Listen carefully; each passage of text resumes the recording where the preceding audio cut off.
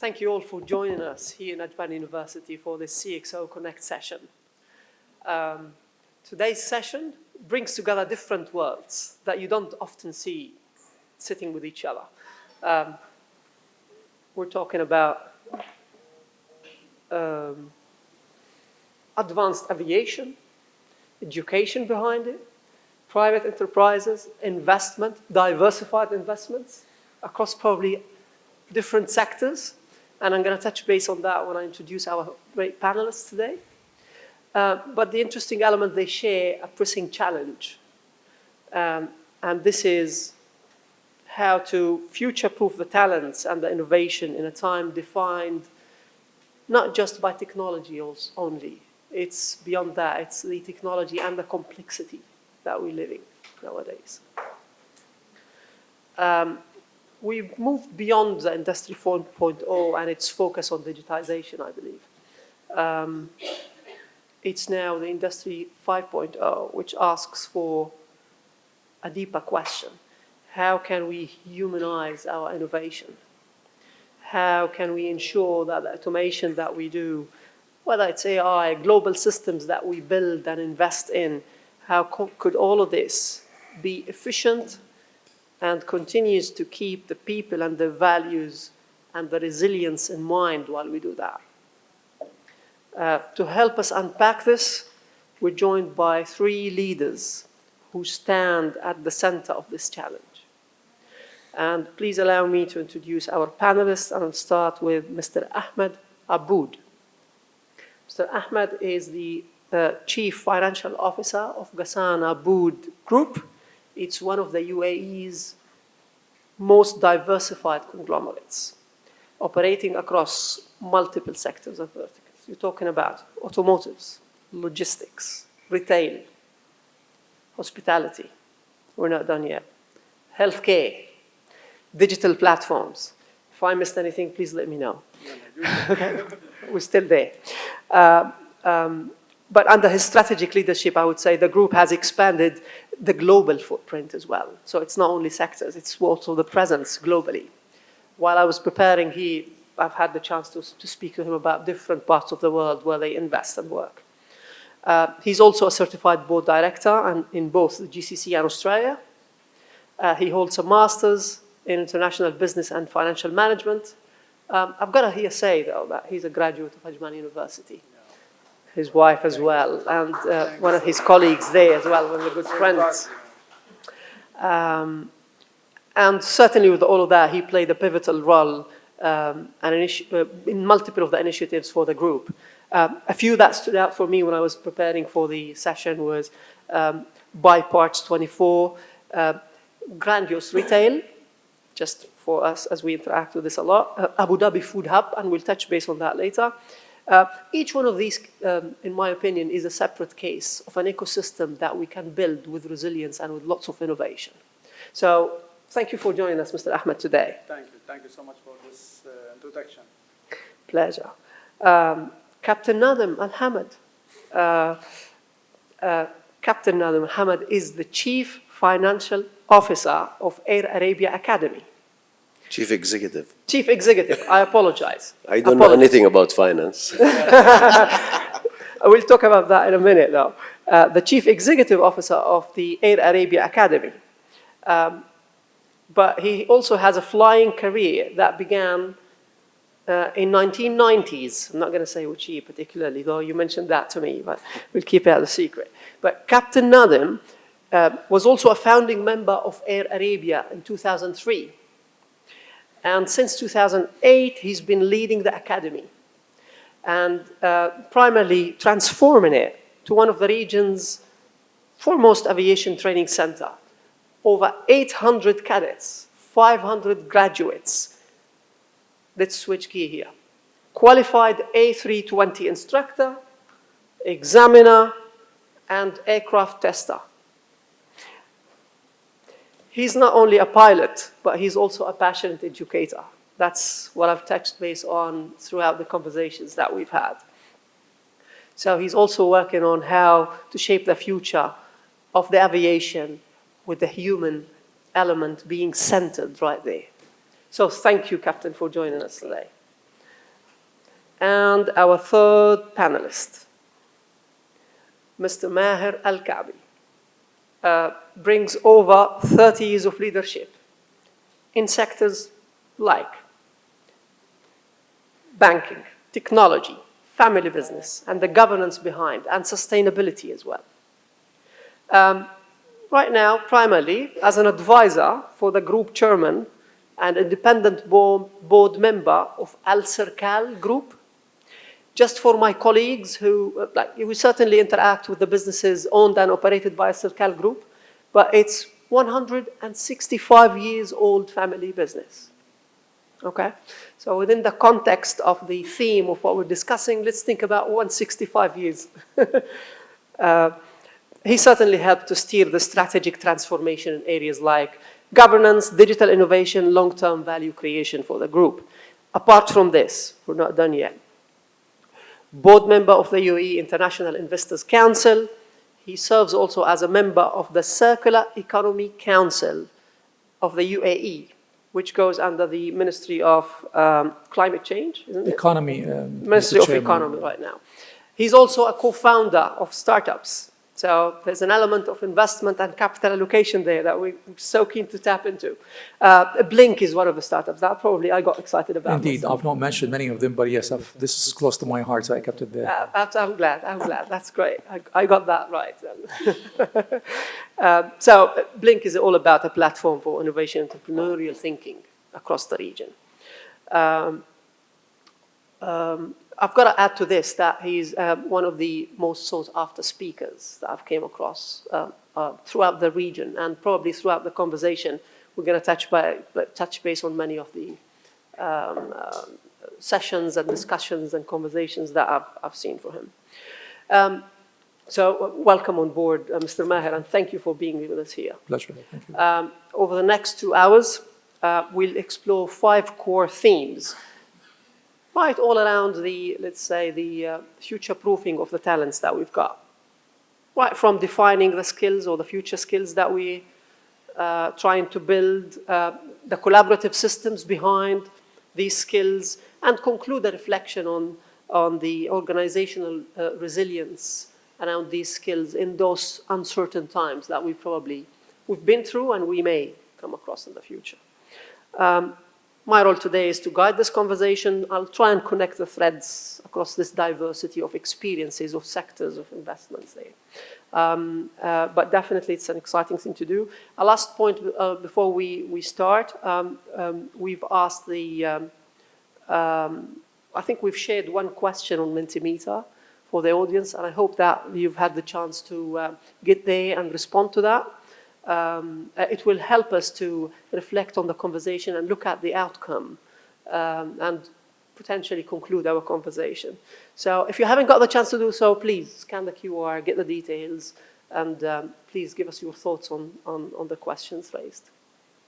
Ready to begin? Fantastic. We've got the captain with us, so we're ready to fly now. We'll do. I'm trying. I thought we were getting some momentum on airplanes. Absolutely, yeah. Well, with the presence of the captain, I guess that's a legitimate one. Brilliant. To start there and take it on a, let's say, logical structure, and start with the high-level strategic view. I may ask Captain Nadhem about the strategic element of how we align and allocate our resources to maintain our talents and skills future-proof. In aviation industry in particular, it's always been characterized with cutting-edge technology. Yeah, I hope you would agree with that, and if not, please let me know. But it's also having this missionary nature. So every flight is a mission in a way or another. Yeah, and we have the cabin, the cockpit team, and we have the cabin crew right there. And what they're trying to do is to deliver this mission with lots of passion in there and lots of values that they're trying to deliver along. So being the expert in this aviation sector and the leader of the academy that is born from this sector itself, I would love to hear from you about how do you integrate these future skills and the talent development into your strategy. Well, talents and workers, labor management, all skilled, different levels in all directions will be required. Yeah, I know there's a fear now of AI, and digitalization, but I'm sure it's just shifting of work needed. Okay.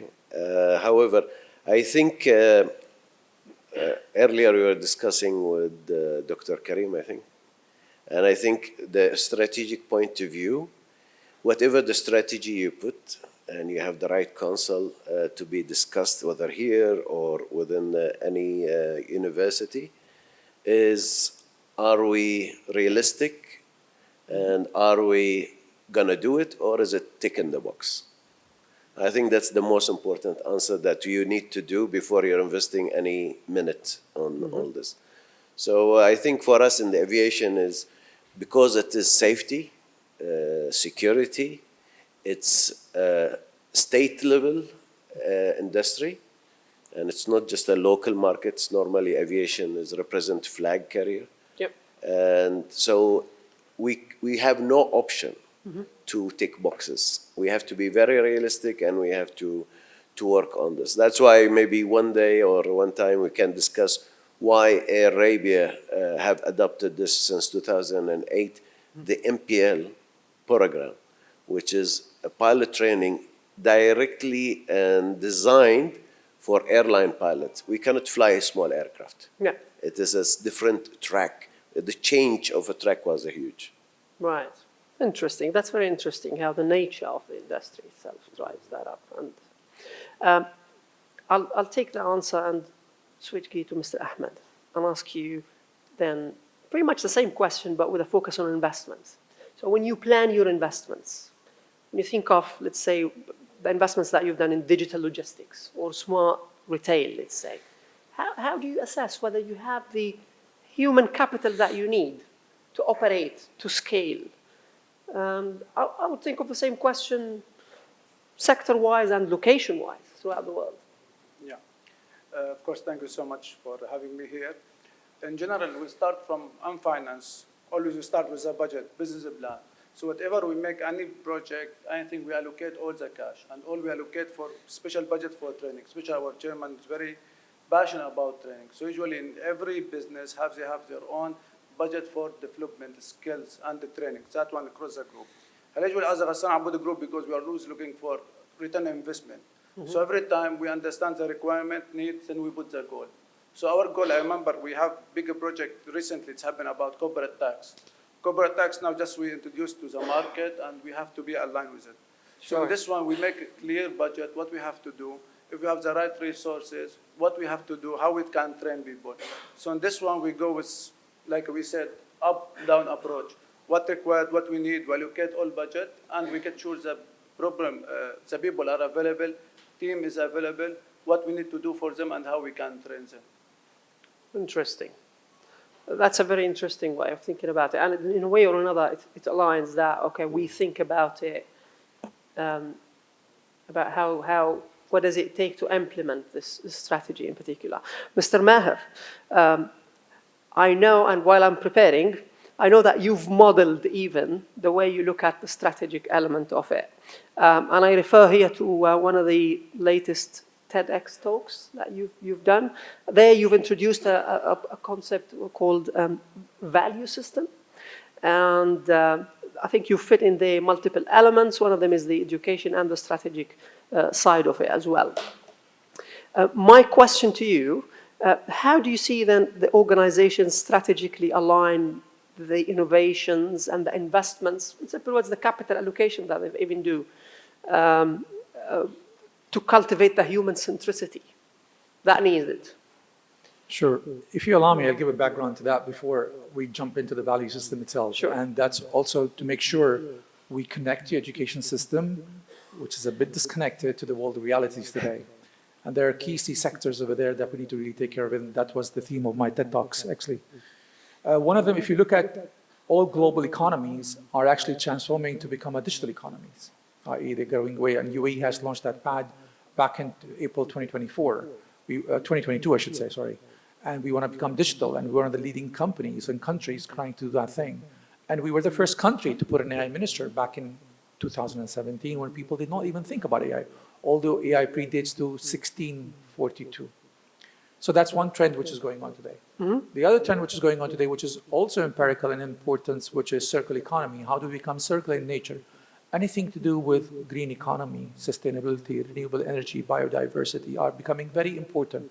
An economy by itself is getting created, and you can see a lot of efforts being put in. How do we become circular in nature? Just to define it, we always withdraw resources from Mother Earth, and we consume the resources, we use them, and then we dispose them off.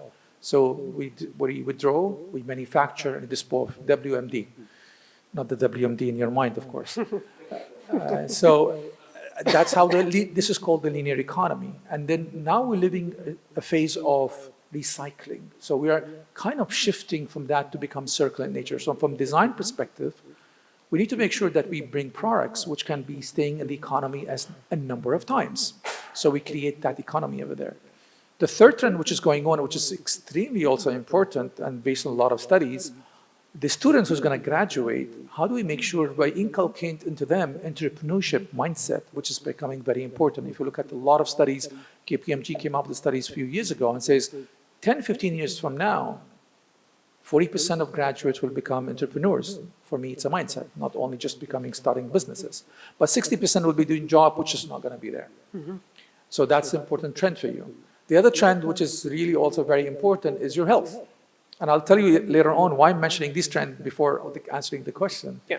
The health and mental health becoming a paramount. If you look at the Harvard studies, which have been also released last year, and they said 50% of the world population will have a mental health problem by 2027 because of what's going on around us. So it's a very challenging situation going around us, whether it's geopolitical situations, whether it's famine, or many other things, or wars. Right. Number 5 trend, the evolving geopolitical situation around us globally. If you look at it, wars are erupting, and wars are actually getting even provoked to be erupted as much as possible by our leaders. And remember, these leaders, they graduated from where? I'm not sure from which universities, but they graduated from an education system. And then I think those leaders, some of us and most of them, have failed us today. And if you look at it, why they have failed us today, which is the answer to the question being asked, is the value system. The value system got eroded. If you look at it for the last 70 to 100 years, the globe has been trying to devalue the system, making sure we become transactional. We transact with each other. It's all about making money. I know you because I want to make money, and that's it. If you don't have the moral anchor, and we don't bring that trend and teach our children at home and at schools and universities, we're going to witness the same problems. Then we will not be able to transform the education system, nor the new realities that we're going to face.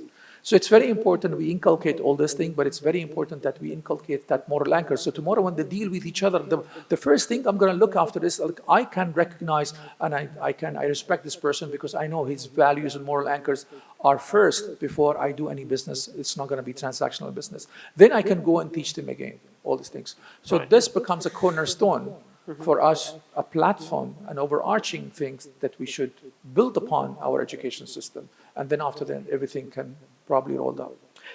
So, thank you. So with that in mind, if I zoom in to the business, and probably we can take the family business as an example, and think of, because of you diversified and different roles in boards and governance, and think of how these organizations adapt the talent developments that they need, especially with this interdisciplinary demands of the Industry 5.0 and the challenges that you've just touched base on. I think we skipped 5.0, to be honest with you. With the advent of AI and technologies, we're actually frog leap to 6.0. So a lot of people saying this 5.0 is temporarily probably a station that we're going to figure out.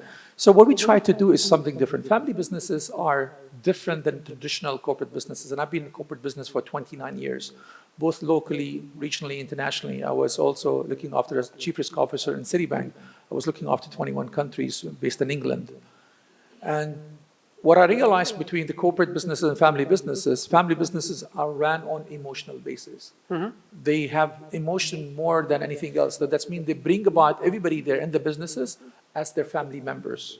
They treat them like that. They keep them like that. When atrocity, calamities happens, like we've recently witnessed the COVID situation where a lot of businesses gone challenging in their cash flows. Right. And a lot of big corporates had to leave, make sure the staff have to be retrenched or reduced Yep. for obvious right reasons. Family businesses don't do that, so we did not do that. We made sure they're all intact, they're all with us, and they're all paid salaries to what they're supposed to pay. And that's beautiful about family business. But then family businesses then suffer from something called governance. They suffer from having the right talent, because what's missing over there, it's accountability. I know you for 20 years, I know you 15 years, you made a mistake, that's fine. It's okay, keep him there, no problem, we'll keep him. So those are the challenging things the family businesses lack. And that's why I joined the board, because I know the family for 20 years, and they wanted me to be on the board just to make sure that we become corporate in nature, but I wanted to keep the balance of corporate and the family businesses together. So one of the things we started is like, how do we make sure that the future skills are built up? And I also sit as a chairman of a couple of schools, and we started doing the same thing, the sixth strength I talked to you about. I'm trying to inculcate that on this, and we've been successful in quite a number of them, alhamdulillah. I also advisory board in a lot of universities, and I go and teach in the university, so I try to inculcate that as well over there. Right. So we said, why don't we start our own academy at the group? So what do we do in the summer? And this is going to be the fourth year running in this summer. We bring the founders' children, we bring our employees, their children, and then we put them into summer program. First week, it's about for them to get familiarized about the businesses we have, so they understand what we do. And we go various verticals. Verticals like, you're talking about metros, smart mobilities, scanners at the airports, the banks, Emirates MBD, CBD, just name it, Pepsi, Etihad Insurance Company, the Etihad Rail in Abu Dhabi. So various businesses. So what do?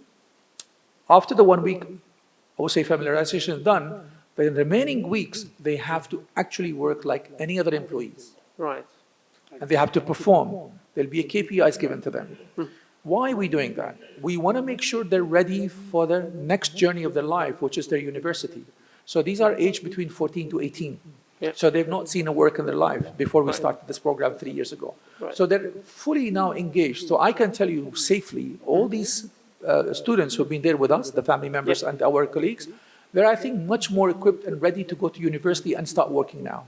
And we start seeing them. So for example, my daughter, she has participated in GITEC's Innovation Hub, and she became #1, and she started her own, startup now.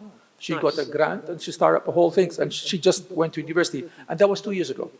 2 years. Luckily, we have other people doing the same thing. And quite a number of other things we're doing with the Ministry of Economy, which I can probably dwell on later on. Yeah, definitely. That's a very interesting reflection of the family business element. Just let me make a comment about family business, because we are also family business, and we believe we have also same dilemma, how we manage between the family and between delivery, and how we scale between family, how we can scale them to next level. Yes. So we do this one, and governance, as you mentioned, always there's issue about governance, because nowadays I'm brother of the owner, now new generation are coming, and we are doing training for You're part of the co-founding team, though, Mr. Ahmed, right? Yeah. So now with a new generation coming, we find issue how we can get sure they are doing their job, how they can get accountability about it, how they can deliver it. Also, we have now, after COVID, we have issue about timing, how we can separate our time in weekends and other than weekends, because nowadays, since we are family, so just we go with the business as it go, weekends, night, evening. So now we try to make a balance between our work and our lifetime. So this is very important. That's definitely very interesting reflection on the family business. And with that in mind, Mr. Ahmed, may I just to try to flip and take the positive side of it, though? Yeah. And can you say, what kind of examples can you share with us where the cross-industry exposures within the same group was leveraged, and that helped you from one sector to the other to, let's say, scale, or maybe to sustain the way you do, or even to get the best out of the skills and experiences and that your team members have? You have like retail, logistics, etc. So any such examples that probably shines out there? And I believe, as I told you, we are in a group, very diversified group. We work across many sectors, from healthcare to hospitality, to logistics to automotive. But we have very good example of Bygro. Yeah. Bygro, it's a platform where we connect the grocery with a distributor. And we It's a B2B B2B food. platform. B2B. So what's happened, and especially we study in a grand supermarket, we have in UAE, we have a modern trade, which like a supermarket, like Carrefour, Grand, Spinners. And we have low trade, which will be groceries. And we notice nowadays more focus about the modern trade compared to groceries, and all of them left out. So we developed a program for them, how we can connect all, we make purchase power for all this grocery, and to make one deal with the distributor.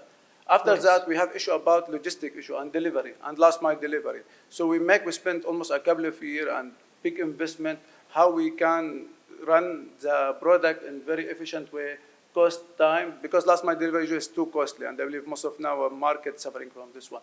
So after we take almost 2 years, we spend good money, we spend good resource in this one, we relocate that business to Grand Supermarket. Nowadays, our Grand Supermarket, we're doing delivery across mainly UAE, mainly Abu Dhabi, Dubai, and this one, very short time, in very efficient way.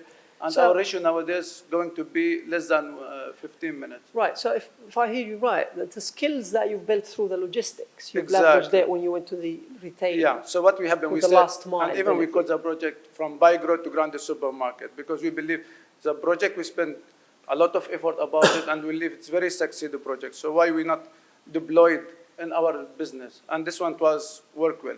Also, we have another example, especially we talk about the group, we have almost 3,000 employees. And when we make a study, we found issue about finance, as he mentioned, like he doesn't know a lot about finance. Yeah. And unfortunately, some people He's afraid. being humble, by the Executives, way. yeah. He the understands executives, finance. Yeah.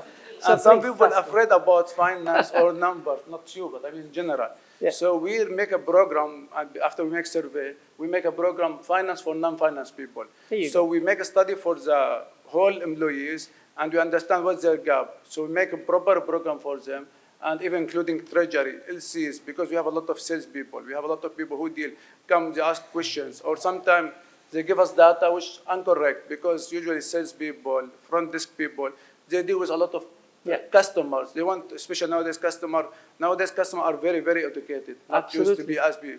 Nowadays, for example, in automotive, when somebody comes, he knows the car more than us, more than Yeah. salesman, because it's a dream car. He studied, he know it. So he can't just say like, I will apply you tomorrow, you will lose your customer. So Absolutely. we did the full course for our team, almost 3,000 employees. We call it finance for non-finance. We introduce them, what's the concept, how is it with it. In case somebody asks you what you can to reply to them, how you can get the right data and you can forward to us so we can analyze it Yeah. better. These are great examples, not only how you craft the training's needs for the human element, but also the dynamics between technology. The statements I use is develop the software for the people. So the dynamics between the human element and the technology adoption, I think I like that a lot about it. And with that in mind, may I just take the same idea and ask you, Captain, because in the airlines industry, it's like I have a question, and let me know, what do you think about that? So, do we really still want the pilot or the human element to be the center of the decision up there? You have no other choice Of at the course, moment. Indeed. With all the technology and the Absolutely, no doubt about that. Okay. No, but I think it's a very common question, especially the last 3-4 years. How long the pilot job or profession will remain before it's taking over to be flown remotely. Now, whether the pilot inside the aircraft or outside the aircraft, on ground or somewhere else, that's another story. But I think we need to understand this is not about the skills or knowledge. It is about responsibility and accountability. Right. Okay, and the AI may take over certain skills, certain calculations, Right. certain decision making. However, will not, or it, Yeah. okay, it will not do the responsibility and accountability. And this takes from countries, the authority, how would they So it's the how. hold Yeah. an AI accountable and responsible. And I think that will remain for the time being, at least. That's a powerful statement. It's not about the complex system, especially coming from an aviation sector. It's not about the complex system. It's also the human element that remains. Thank you for that. I'm sure my colleagues were comfortable to hear that. If I want to use this, and probably you touched base on it, Captain, because you started to think about the accountability and the element of it. Yes, there are different sets of skills that we started to touch base on, and we are digging into more the details of these skills while we talk. But here, I think I've got to ask this question, otherwise my colleagues won't be comfortable with that. But do you, and probably I should open the question to all our panelists, do you collaborate with academic institutions, universities? How does that work? What's your experience been going on? Is it executive education, vocational? I would love to hear from you, the three of you. Okay. Shall I go? We'll All right, start. sure. Please. Before that, I think before changing anything in any organization, one ought to work on a culture. So one of the things we started working on is what culture do we need to be defined? What need to be there? Okay, we understand it's family business. We have emotions and so forth, but how do we need to be known? So we had an offsite, took all of them, including the board members and the chairman, saying, okay, we need to define a culture. And we need to understand what the culture is. And you need to be smart in defining the culture because you need them to define the culture rather than you telling them, I want to define the culture to be like this. Mm-hmm. And one other thing which came up over there is why don't we deal, when we actually, because that's something in me, when I was at Citibank, we used to go and hire a lot of people from universities. And trust me, hiring fresh graduates from good universities are just an amazing thing to do. So we used to hire from across the globe. And what we used to do is for every single function, we used to have something called MADPA, which is Management Associate Program, Development Program. So program where for 18 months, we put them on the first 6 months on a program whereby they actually have to work, and these are MBA graduates. They need to have a project, and these projects have to deliver, and there'll be a panel discussion, a governor, there will be judges will judge you. If you pass, then you go to the next 6 months, and you go to another country all the way. And then the third country and so forth. And then you don't get the normal routine of getting promoted. You actually jump because you've done fantastically well. But if you stayed in the course, that means you're good, but you're not that good. Mm-hmm. So what we did also over the group of saying, okay, and our chairman is a chairman of one of the universities over here, which got closed, by the way, for some reason. I don't know why. Okay, I was not involved in it. I said, you should have involved me so we can fix that for you. So what we said, okay, why don't we go to university? So we deal with certain university in the country, and our records from hiring those universities has been 10 out of 10. All those people who came in from those universities did fantastically well. Not only because they were very good in terms of what they have done, but their work ethics, their values, their critical thinking abilities was very high. And I think that goes back to that university, how they have been breeding. And I did my executive MBA over there when I was at Citibank because they sponsored it for us. So I know the caliber over there.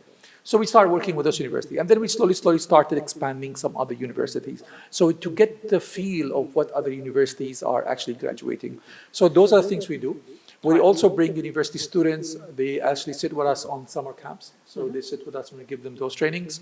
And these are applicable to local and international students that sometimes we bring on board who would like to work with us. So they come and see the group, they sit and work, and they get that accredited for their graduation as well. Mr. Maher, if I just focus a little bit on the executive leadership, maybe your team, the right-hand people with you, do you tend to, let's say, engage them into executive programs? Is it overseas? Is it within UAE? Sure. They're a combination of many things. So I sit with all the MDs of all the companies to make sure that they get elevated in terms of building and reskilling them.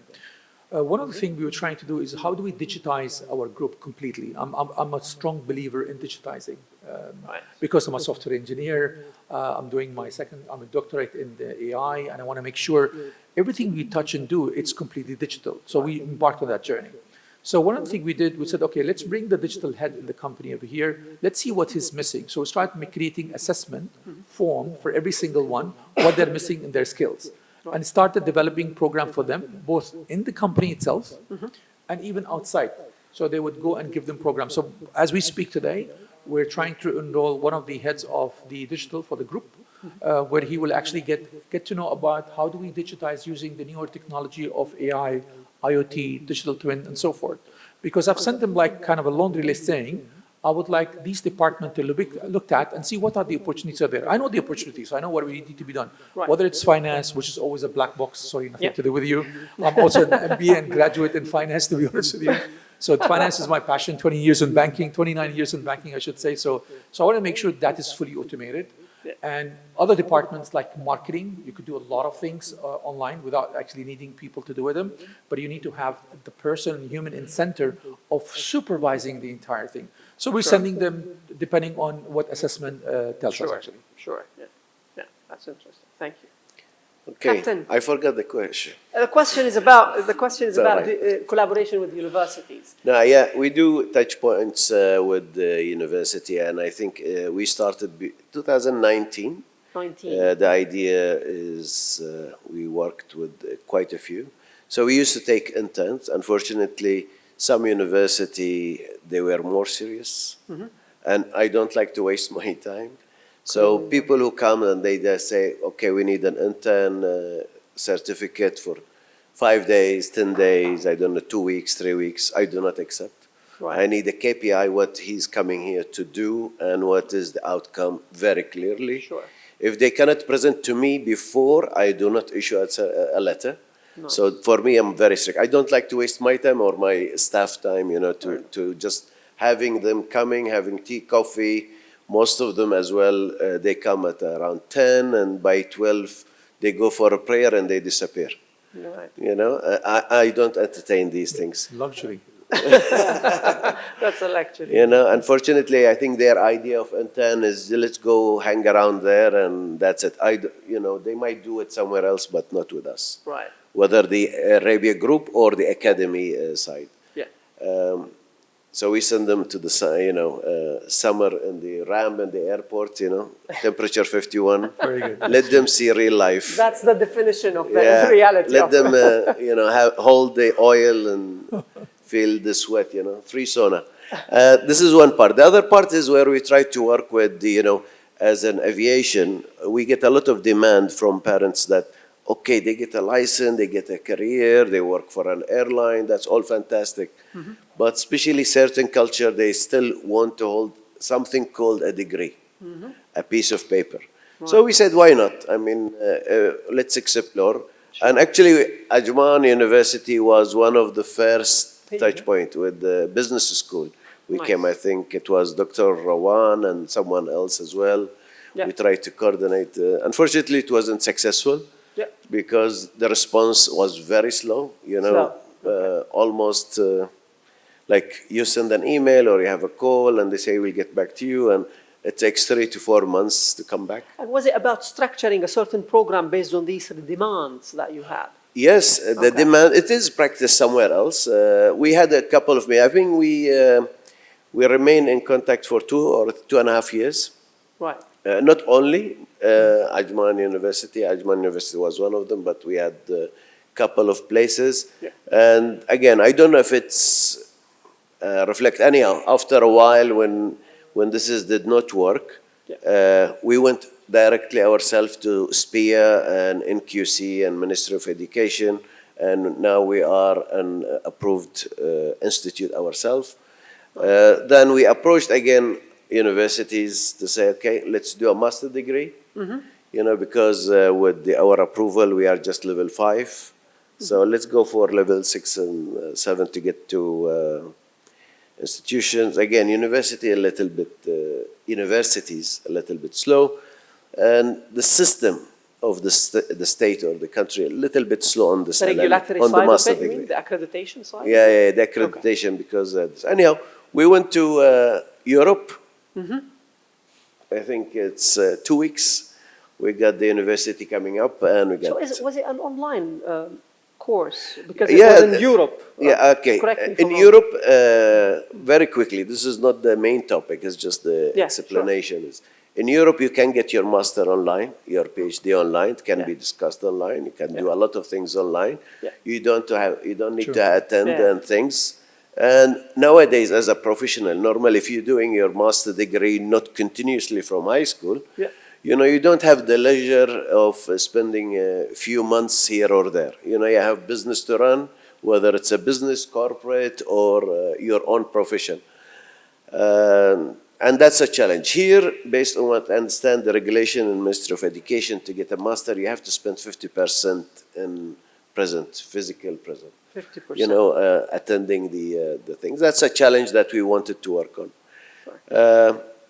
And that's it. So I will leave it for the discussion. I think locally we should, you know, challenge ourselves. Yeah, I think that would be an interesting element, especially the online side of it, I would say. I wonder how the regulatory framework would move now, or would look like now, compared to maybe a few years backwards.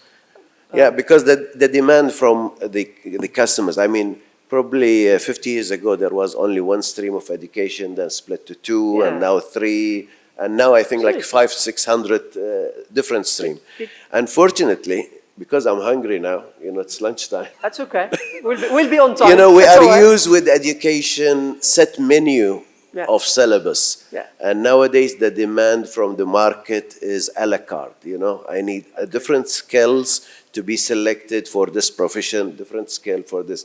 And I think generally, the online courses adapt to this, while universities are still set menu program in general. Right. Because I'm hungry, yeah? Interesting. But I think luckily we can. Just comment on. Yeah. Yes. I joined Ajman University and the UAE 8 years ago, coming from different systems of higher education, mainly American systems in the region, in Beirut, in Cairo, you can guess the universities then. And I was extremely surprised by the centralized and way that higher education was managed in the UAE. It's very input-oriented. You need to have no one would address the students if they don't have a PhD. While coming from the American University in Cairo, I was the Dean of Business School there, you get someone who has a BS degree, bachelor degree, with 25 years as a CEO of a bank, and he can be a faculty member. We are trying to convince them, you know, and it's not easy to get them because we know their importance. And I was very surprised to see that things here are very,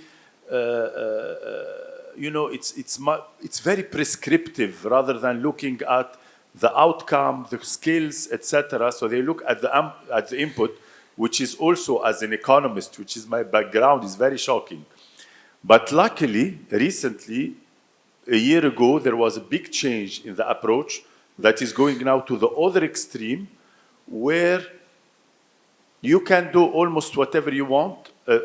Accrediting a new program was taking between a year and a half to start a program, and then you teach 4 years and the program is outdated, طبعا.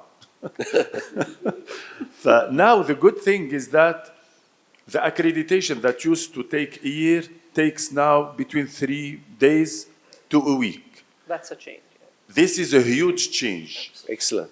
This year, we are launching 25 programs, while over the past 40 years, we launched only, let's say, 25 programs. Wow. So in 1 year, we are launching the number of programs, which is also going to the other extreme. Wow. But in addition to that, the beautiful thing, Captain, we are launching micro-credentials menu. Yeah. So it's not an academic program where you have to do 4 years. So if you want to specialize or take some knowledge, depending on the level that you want to do in cybersecurity, in artificial intelligence, whatever, you can do à la carte, you know, menu or whatever you want to call it. And this is a huge change in academia in the UAE. So I was very surprised at the beginning. Now I'm very optimistic because there is a lot of flexibility and prompt action in launching. So sometimes universities are blamed for a good reason. Sometimes the regulations, we want to have more flexibility, to start programs, to know, because most of those who are in this room have been exposed to education, higher education, in other parts of the world as well, and they know what the best practices are, but sometimes the regulators are more, you see. So now I'm very optimistic and I'm very happy that the regulators understand that you should assess the outcome and let the universities do the input that they believe is the right. And then you will see for example, both the American University in Cairo and the American University of Beirut, they don't go through any local accreditation or any local assessment, but their alumni are famous everywhere. Exactly. So you don't need to be controlled. That's the judgment. I think the output is the judgment, of the students. The name. Outcome-based concept, yeah. Now the ministry is assessing the outcome. Yeah, it's good to hear this. I'm not blaming any university. I'm just passing experiences. That's a great And just to add one more thing about the online component. Now it's a lot more flexible. Our programs, several of our programs are hybrid now. They have the online component, and we're even planning to launch completely online programs as opposed to the old, not only 18 months, even in 18 years you will not get approved for. So. Excellent, excellent. Thank you, Professor Khaled. That's important, as you lead the academic affairs element as well. Thank you, Prof. Karim. Brilliant. So the change is happening even on the regulatory side. That's fantastic news.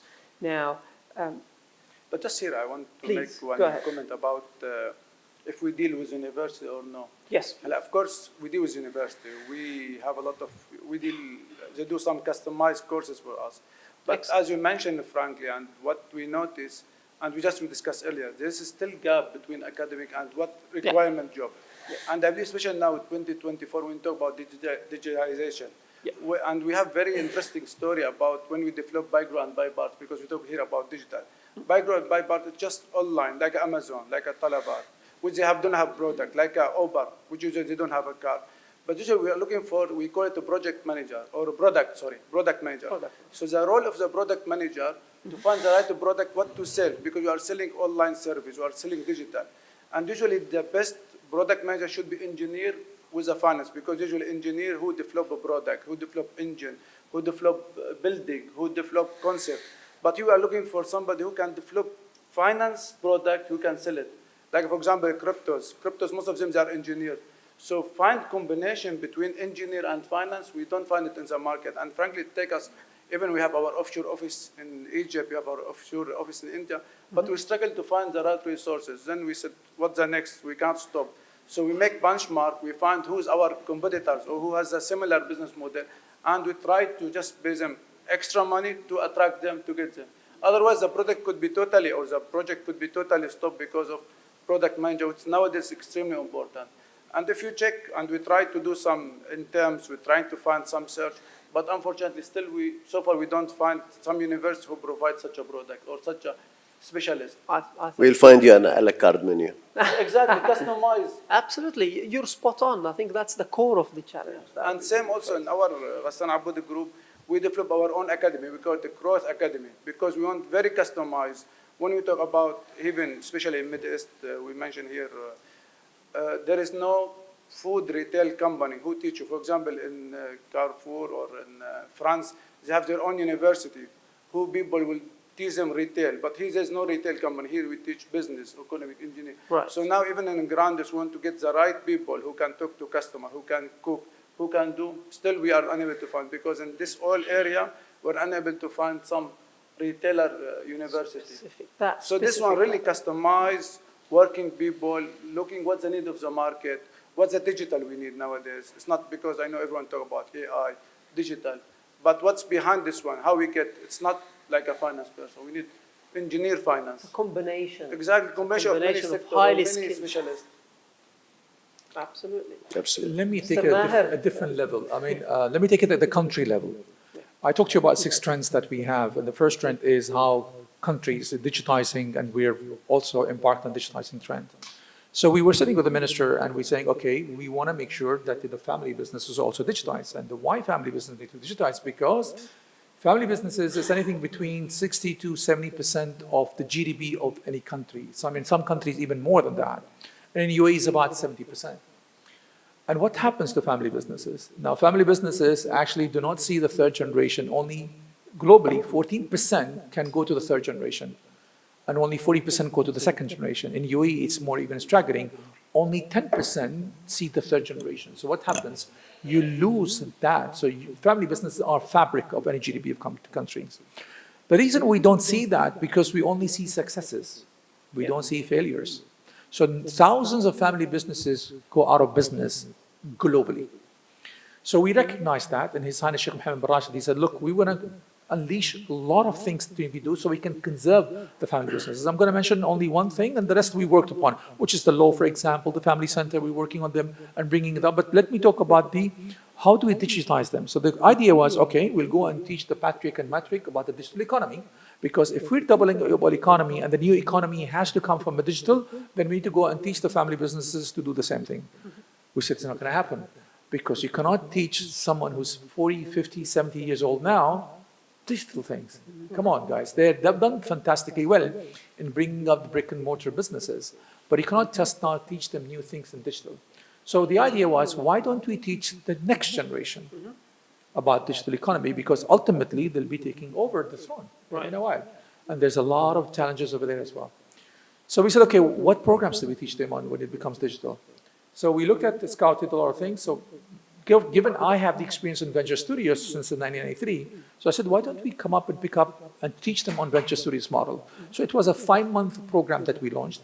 It was theoretical and practical, whereby we would teach them the tricks of how Venture Studios work. And then also during that time, every family business has to come up with a business in the digital economy. They have to.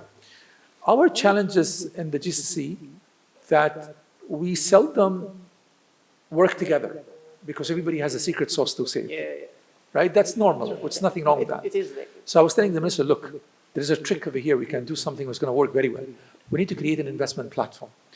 If every family business comes up with this digital idea, and we actually share it as a startup, and if every family business saying, I'm going to invest 5%, 10%, 20% behind it, you automatically made them collaborate without even them knowing about it. So we'll do that. So the first cohort graduated 2 years ago. They were all invited. Most of the family businesses and the investors of family businesses, they came in and they attended the graduations. And then when they actually shared their business ideas, they were sold on the platform itself. So every family business says, okay, I'm going to invest 20%, I'm going to invest 30%, and so forth. So the ideas were sold. So this is how a successful model gained. Now we're talking about doing a second cohort, and now we've opened it up. So earlier it was only for UAE family businesses. Now it's across all nationality. So we're now taking submissions of other family businesses, so we can do the same thing. So slowly graduate. That tells you how when you do it at the country level, because you have a bigger challenge that you need to address, when everybody come together, we make it happen. I think that's very interesting because it is a macro level. But it also touches based on the resilience of this. And I've got to say, the thought that crossed my mind is how the heritage turned to be a compass for the future. How? How the heritage or the long years of the founders, etc., turned to be a compass for the next generations to move forward. And I think that's a very interesting element to keep. And that's very important. If you don't start from the younger generation today, and I'm sure you'll be facing that soon because you're still young. Based on the crypto as well. His kids are still young. We're living fourth generation. So I've got enough of people to take care of for the coming couple of years. Because 2 of the family members actually kind of shadowed me for 2 years before we give them their roles. I said, you need to make sure that you pass this thing. If I tell you you're ready, you're ready. If you're not ready, you're not ready. On the job. On the job. They have to deliver. And there is and accountability is the key #1 values that the culture we have. We hold them accountable because as I told you earlier, accountability is the biggest thing in family businesses. In corporate business, it's very simple because you've got your KPI scorecard and every year you get evaluated, you've got a biannual and you've got an annual. Right. We introduced the same thing for everyone. Absolutely. From day one, we first of all had to sell it because you cannot, I don't want to bend this, break this thing because that's not the objective. The objective is how do we make sure that you get them all on board as much as possible. Of course, if you get a rate of 70, 80%, you're doing fantastically well. You can never get 100%. You cannot never get it in the corporate business at 100%. So that was the objective. So everybody was trained, and before they assumed their role, and one of them is doing fantastically well. So that's now he's going for the next job. Very interesting. Thank you very much. With that in mind, and since we touched base on the resilience element, may I ask you, Mr. Ahmed, about, and again with a focus on resilience, what did you change? I'm sure you've changed things. If I compare the way you operated, let's say before the COVID and right now, there must have been lots of lessons learned within the bigger context that we just touched base on, but maybe on a 5 years era rather than many years, the resilience element.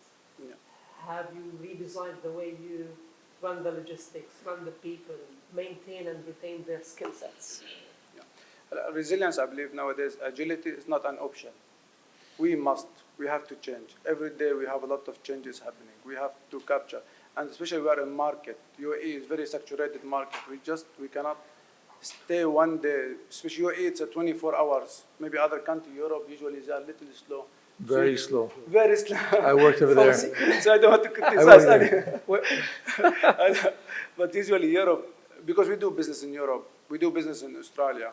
Frankly, weekend it's weekend, slow, 6 o'clock, finish everyone. Here in Dubai, we have no other choice than to be resilient, to be agile. As we mentioned, if we give like an example about our company, Ghassan Aboud Cars or Ghassan Aboud Group, we are here from 1990 and started by first generation, my brother. I joined the group 2005. Until 2020, we were very traditional trading, where we deliver car, we work, we have a grandiose, we have just normal traditional business. What we believe is the way forward, we cannot. So now, as a group strategy, each sector, we have different sectors. We have 5 sectors. Each sector have to come with their own digital company, not even how to digitalize the department. So each company, they have to come with their own company. We allocate almost 10% of the business or revenue to create a new company. For food sector, we create Bygro. In automotive, we create Byparts. Byparts also additional or other platform. It's again a platform for B2B. B2B, yeah. Where we connect workshop and Spare garages parts. here. Yeah, spare parts. Yeah. Where we connect all garages, workshop here with the distributor, because nowadays we find issues that some garages are unable to find the right product, especially or right spare part. So we connect them. They just go to our website, they put their chassis number of the car, and they can find different product, because usually, especially in Sharjah, they used to make a lot of calls. Do you have this product? No, we have aftermarket, we have union. Yeah. So when we do this one, we move totally, we make buy parts as a digital platform. So this as a part, and we keep, of course, our traditional product. If we talk this business, but in sector-wise also, a department like a finance, nowadays we automate almost everything, especially VAT. I remember when we introduced VAT 2018, and especially we have a grand supermarket, we have a lot of transactions. The value-add tax you refer to, Mr. Ahmed. Yes, yeah. okay. Millions of transactions every day in our supermarket. Like when we start, I remember it was a lot of employees. We have some delays. Nowadays, everything automated. We are connected directly with the government. Nice. Almost every month we have to pay whatever amount. I'm thankful for the start, because you've mentioned it's not a choice. No. It triggered a statement I think I heard online. How profitable to be a human or to be human. Was it? I think it's one of the conversations that we've touched base on, which is, yes, it does pay back, as well as we talk about it. So thank you for that. But here just, I please, want to go highlight, ahead. because also we did some training in our company, but we need to be careful with technology, because especially personally, I don't have some experience. They bring some technology and they train us. Not all technology, frankly, useful, or maybe for us. Maybe what's useful in aviation different from us. So some people or some, just we said, like we can do training in Microsoft. For example, in our case, we have SAP. Yeah. We have different products. We have to do training. But what's fit for us, maybe not fit for them. So frankly, technology, as you mentioned, first it's too costly.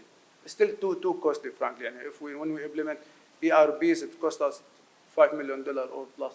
So if you just go whatever we have in food, we apply in other healthcare, which is small division compared to food, you will pay and you will never get the return on investment.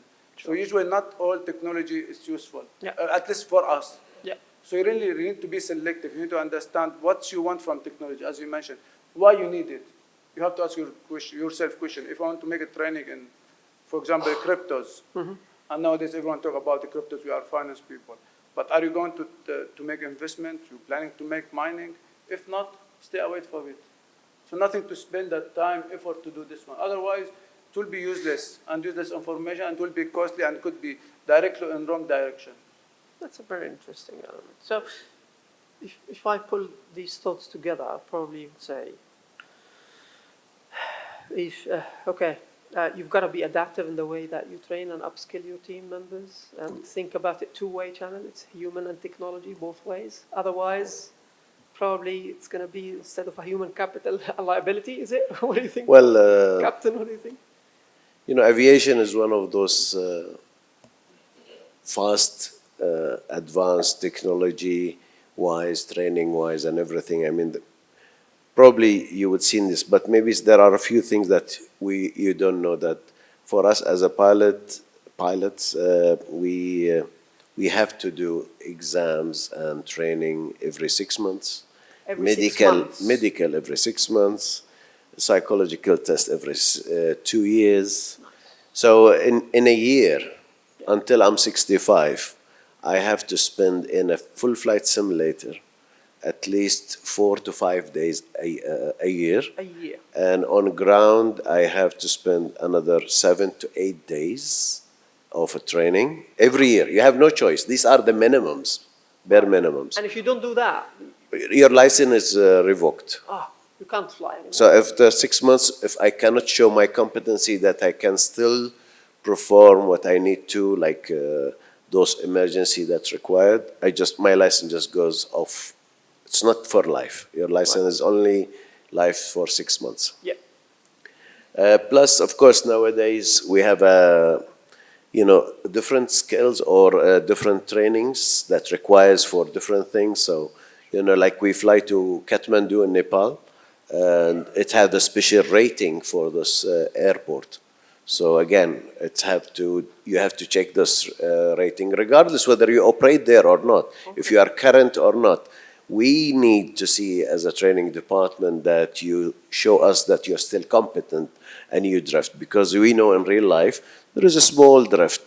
Yeah. And if you do not adjust it every 6 months, you will end up in 6 years somewhere else. So we are quite agile when it comes to a training perspective. The reason maybe we are not over-controlled by the regulatory from this perspective. They said just minimums, and the above is yours. And obviously you operate way beyond the minimum that's needed.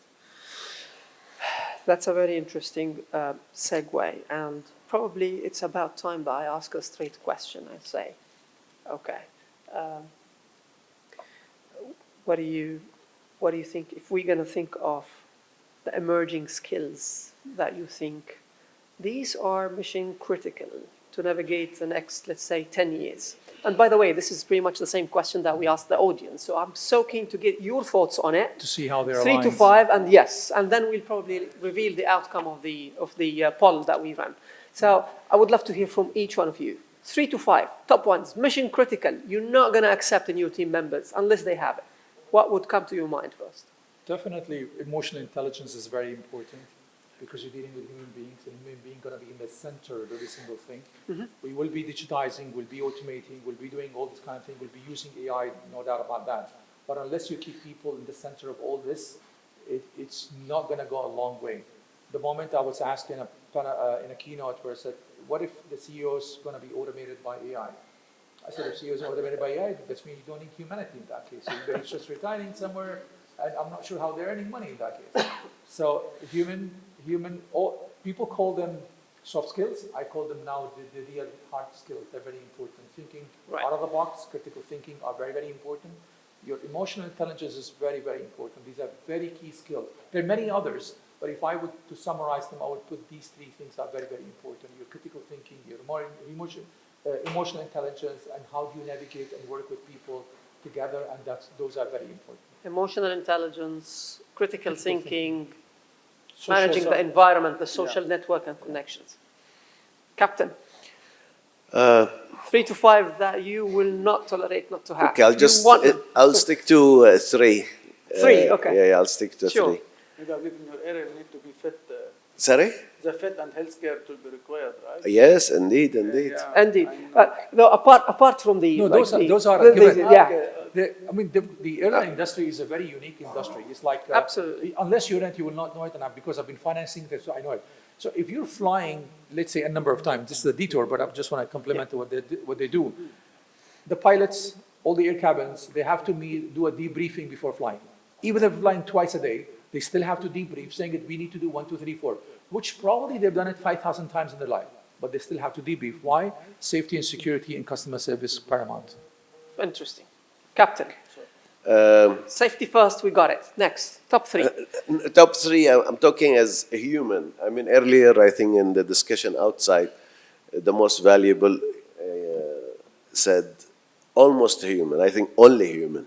Yeah. The most valuable is only human. The human. Just to fine-tune it. I think self-awareness, it's come at top of the list. And I think with the new generation, or myself as well, that would be the most important thing. And unfortunately, I don't know if it's taught in universities or even homes. Maybe for us was at home, you know? Self-awareness system. Self-awareness. You know, nowadays, yeah, it's not allowed, you know? Self-awareness system. Wake up. You know, the second part would be, I would steal the word emotional, intelligent, and logic together. Logical Together. process. I think that's how our brain anyhow works, but we need to emphasize this because I think before they used to teach us mantiq, which is now it's thrown somewhere. I don't know if our kids actually heard about this as a subject. You know. Nice. Interesting. Yeah. Not the falsific side, it's the thinking. Analytical ability. The analytic, Analytical to say this is ability. logical and this is not. The logic behind You it. can Yeah, no. combine it with critical thinking, so that's Yeah, where that's analytics. Logical, yeah, the critical new thinking. word probably critical, logical thinking style. Yeah, but that's come together. Yeah. And I think resilience, I'll steal from this side as well, you know, I'm a thief today, but I think resilience, not to give up easily, is one of the most very important. And I think we'll have more of that. That's only 3. That flags the entrepreneurial side of you. And obviously, the investment and capital allocators, they love that, I'm sure. Mr. Ahmed. But I don't forget about my overarching thing I mentioned earlier. The governance Moral. side. No, the moral values. More of The that. values. Those stays the top. Absolutely. Okay. Agreed. For me, we'll start from finance background. Nowadays, emotion, it's very important. He mentioned, especially in family. So usually nowadays, I believe we need to find the people who more data-driven decision makers, not like emotional, because we suffer a lot from emotion. So nowadays, even nowadays, we have, for HR, we have a special test to get your, how we ability to able to understand the data. So I will say first one.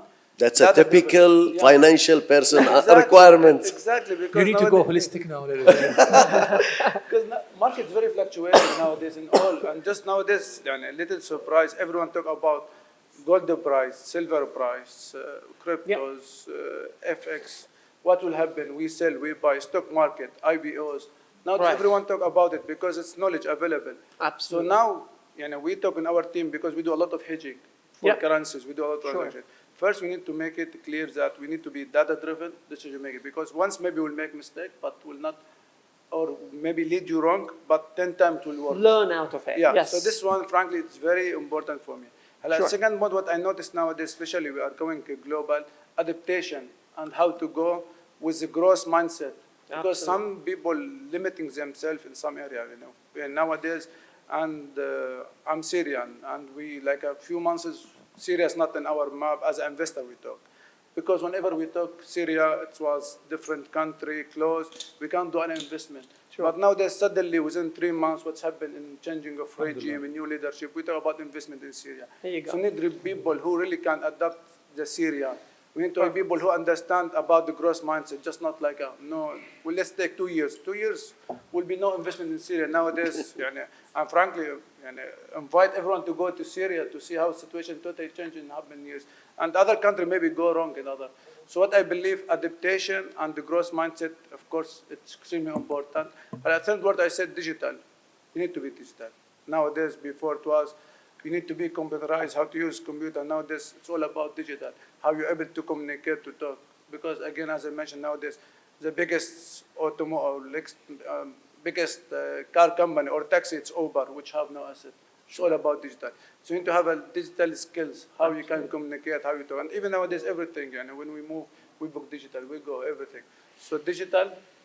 Digital literacy, resilience, and being data-driven when you make decisions. For me, data-driven decision making. Absolutely, couldn't agree more. And you know, growth and mindset. This is what you growth need. Mindset. Adaptation. Thank You you need to adapt. Especially now we are working with different nationality, different people. You can't just deal with people who's different. We just same your mindset. What Absolutely, absolutely. Couldn't agree more. I think we're lucky to have this environment to operate in UAE. Can I share, please, the outcome of the poll that we run? Can we get this screen like flipped? Okay, great. So that's the results. Our panelists and even our audience, your thoughts. I'll use that as well to open up the floor. Yeah. But critical thinking is there. Adaptability, thank you very much, is there. And emotional intelligence is there. Digital fluency is right down there as well. Lots of resilience is there, Prof. So there's a lot of alignment here that I can see. Yeah. I think, I agree with almost all the skills that are mentioned, but I think the world today is changing. Thank you. I'm surprised Is nobody moving. mentioned values. Huh? I'm surprised nobody mentioned values. Yeah.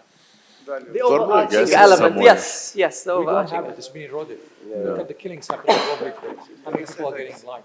Yeah. But don't think like skills. Yeah. Values or something like we have separate core values. So values are considered as something inherent, not something that you learn. Right. But we're losing them, unfortunately. Unfortunately, yes. I think, Yeah, I think Sorry, just I remember here in Ajman, I studied business ethics. It was Yeah, of subject course. about business Yeah. ethics. It was, I don't know, 2004, I remember I studied and I get good marks. So I don't know, is it today still available or Still not? there, I'm sure. Yeah. Yeah. it's still there. Yeah. So what I'm saying is that, I mean, I agree with everything that has been said, but there is something here which is I can see, and it's really very important, especially that the world is changing at the speed of thought, and the speed at which the world will be changing in the future will be even higher. And I think lifelong learning is extremely important, and this is something that we try to instill in our students, because it can be considered as a skill, the adaptability, the opening the mind to be always trying to acquire. Maybe I missed it, I had a phone call and I came back.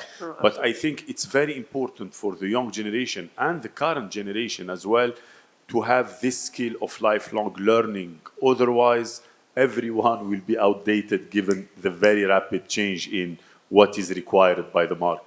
Absolutely. Thank you. And I think it's mentioned. It is mentioned right there, a lifelong learning process. Can I use this and open the floor for any questions, thoughts, reflections that you came across? Right from where you are, and probably I should have mentioned at the start that our audience is a blend of academics, yes, but we also have executives right here who are also decision makers. Professor Khaled, please. Yeah. Thank you very much. This was really informative. Thank you all for your insight. One thing that was mentioned earlier is the gap between academia and industry, and this is becoming too traditional. In any panel, any conference, this is brought up when you have the two sides, you know, the business side and the academia. And as usual, you know, both sides blame each other for this gap. But I just want to hear from you, any one of you or all of you, whether you feel like the gap is widening or the gap is narrowing, given what's happening now, you know, with the huge, transformation, digital transformation and so on.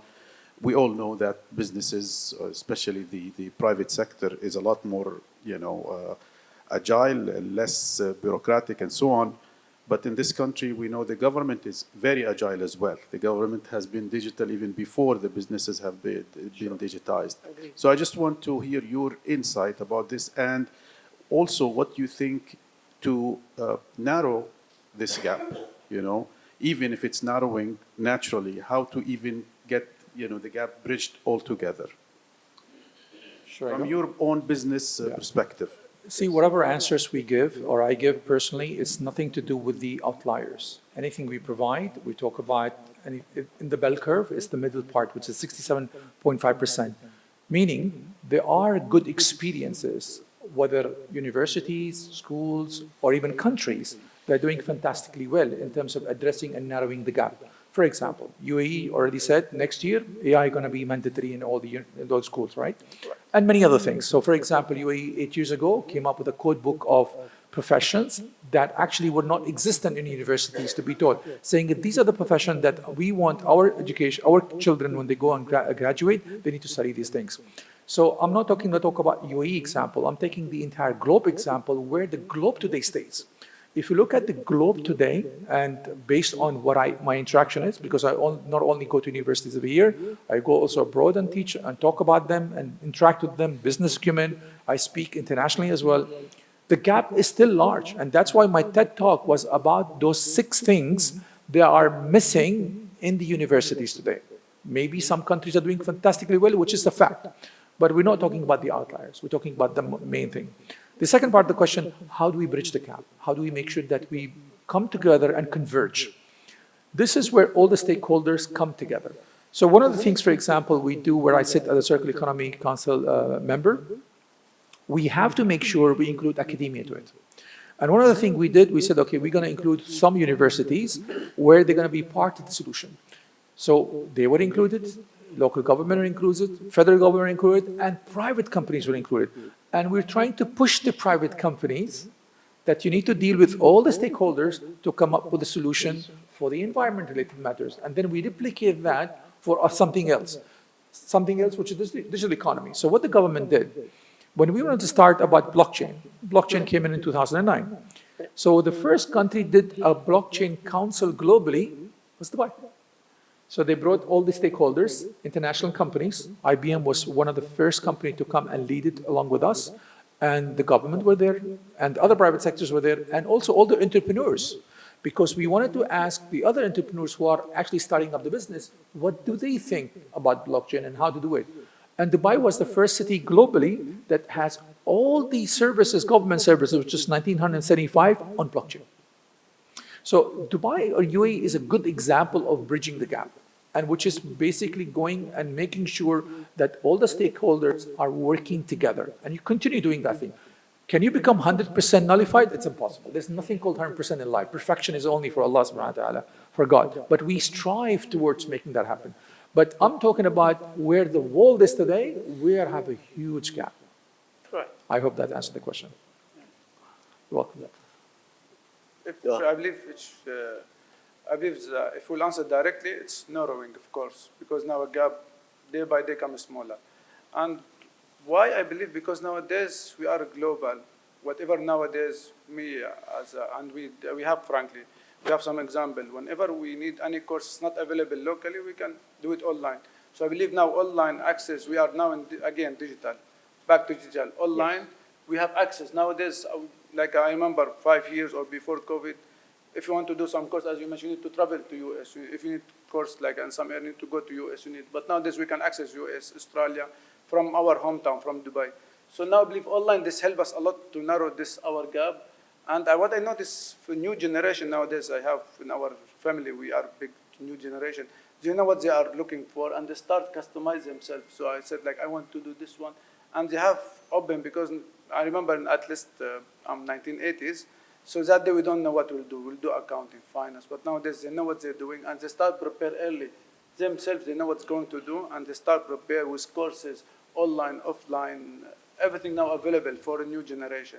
So I believe we are going there, and we are going very fast. Interesting. Thank you. Just Sir Rabi. yes, Please. I have a question now talking about the continuing education and the professional development in general. And it's important. We all believe that it's critical, and we have to invest in updating the knowledge and the skills of our teams. So when it comes to implementation, maybe in aviation industry, it's clear, it's a requirement, and there is no doubt that it has to be completed. But what about other industries? How you make sure that people are improving their skills, they are learning new things, they cannot be outdated, because if they rely on the experience and the skills they obtained long time ago, then there will be a huge gap. Gap, yes. Are there strict policies to enforce that everyone should complete certain number of continuing education every year? And more importantly, maybe Ahmed can help. How can you measure the return on that investment? Because it's not easy at all. It's not easy to quantify these things. But how can you, but finally it's an investment and there should be return. How can we have something tangible that says, yes, we have achieved this return on investment? Yeah. First, about implementation. I believe nowadays we are live in very competitive market. So either you need to change or you will be changed. Even our company, we keep this one. So we need to change. We need to adapt by ourselves. So I believe now there's more self-discipline, how people now start understand and how we see the competition happening, how we need to change to accept the job, how you can go to second level. So we make clear KPIs, roadmap, future career, succession. Even nowadays, in our group, I believe we talk about succession. Nowadays, succession is very important word because you can't like make it run as a one-man show. Somebody leave, collapse happen. And we see it even in football, we see it, like a Barcelona, 10 years, no Messi, 10 years take to be back to again to stage. So succession is very important. Usually in our group, you mentioned how we guarantee. Now we have every month, we have a monthly review meeting. So just we give very clear example from our business. All these monthly review meetings, they give us what's happening. So not allowed to give any data manually. Everything should be system generated. And all we need to see system how it will be. We have a clear BI business intelligence, where we see all numbers day by day, we're tracking all numbers. So people, I believe, doing. Return investment, as you mentioned, unfortunately, it's more like a marketing. So whatever we run any marketing campaign, we need to understand the return investment when we spend in radio and this one. So usually we make a clear KPI, we make a clear career direction for anyone, especially for family member or senior people, what will be the next step and how we'll do it, and how we can invest and how we can return investment. In our group, we are quite lucky that even they give us portions, they cover our education. So it's difficult to calculate like 1 + 1, but as a long term, I believe we can see the result. Interesting. Thank you. Nancy. I know she writes a lot of notes. Always write a lot of we should expect many questions. Okay. I'm a journalist, writer, critical thinker. As I look at those three things, critical thinking, adaptability, and emotional intelligence, do the three of you individually see those as teachable things or only learned through experience? Can we teach these? The top three: critical thinking, adaptability, emotional intelligence. Can we teach them? Yes. Yes. Thank you. Mr. Maher, what do you think? Anything can be teachable. It's all about the culture. The culture defines that. So if you go to an organization where, and I can tell you plenty of examples like that, if the culture of that organization is driven by emotional intelligence, and it will be, and I happen to be in one of the organizations 15 years, because it was driven by the group CEO and the chairman in US, that people need to be taken care of, clients need to be taken care of, period. Everything will come up.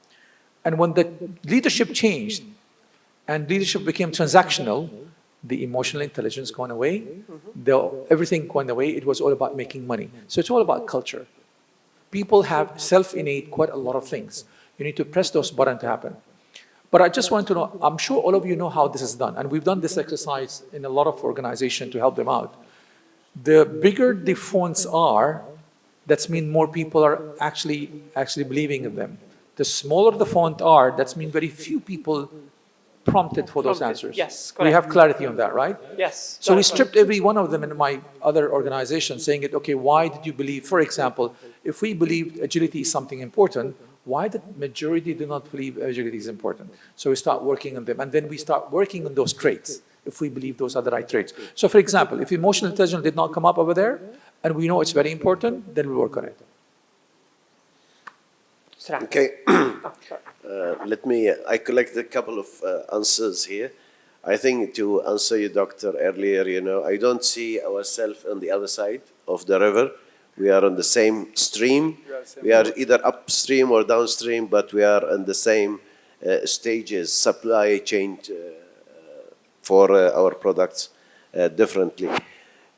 Yes, I think we can, I don't want to use the word teach, maybe train, because when you teach knowledge is different, when you teach skill is different, when you teach attitude is different, and they are all trainable or transferable to certain ways, but we should use the right tools or the right style of teaching for the individual level. When you are going for an attitude style, you cannot do mass training. It's individual learning style and target, so you need to train the trainers to do that. It can be a long discussion, but I'm just gonna put those two lines underneath that. Yes, absolutely. Mr. Ahmed. I believe, yeah, of course. Teaching, learning, teaching, these I believe skills. teaching, especially if I'm not mistaken, critical thinking. When I did my master, it was one subject called critical thinking. So I remember nowadays they are teaching in academic. So I believe all of them, we need to learn it. We can be learned. For our kids, we do this one. We try to avoid emotions. Adaptation, as you mentioned, nowadays you have no other choice. So all of them, but all of them start by discipline. Because frankly, what I notice, people who has high discipline, they can achieve a lot. Absolutely. And all this one will be related to this critical thinking, adaptation, and emotion and intelligence. But there's another thing very important.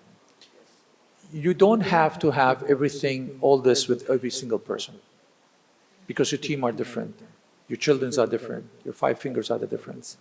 So you bring the most of every one of them and make them work as jigsaw puzzles, and that's what the beauty is. So if you want everybody to be critical thinker and everybody to be emotional intelligence, the organization will fail. It's going to be one-way street. You want them to be different. You want to make sure you take the strength of each other and the area of improvement each other and club them together, and that's the best formula. Thank you. Any other questions? Thank you very much. There's one question from that. Is there a question? Sorry, apologies, I missed that. Dr. Siddiqui. Thank you very much, and it was a very, very informative session. I just wanted to ask one question, because we normally don't get much chance to talk to the corporate people. How would you guys define success? In terms of individual or in terms of corporate? Are you looking at all me? three of them. Oh, okay, all right. I thought I should answer. Success. My answer? Captain, you want to answer? My answer is to be human.